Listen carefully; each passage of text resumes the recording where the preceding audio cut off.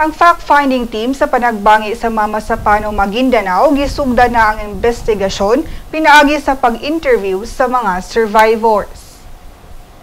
Si Philippine National Police Staff Officer in Charge Noel Talino niingon nga ang Board of Inquiry mangayo og statement sa 15 ka mga miyembro nga nakalingkawa sa panghitabo tali sa MILF ug BIFF. Ang board tukiunsab kung duna bay kalapasan sa bahin sa PNP sa operasyon nga ang tumong unta ang pagdakop sa teroristang si Zulkifli bin Ir o mas giilang Marwan. Gikatahong lakip si Marwan sa mga nangamatay apan iagi pa kini og DNA test sa mga otoridad sa Estados Unidos kinsa mipatong og $5 million reward. Si President Benigno Aquino III daan ang gitataw na ang kakuwang og koordinasyon sa PNP ug MILF ang usa sa mga hinungdan sa madugong misencounter.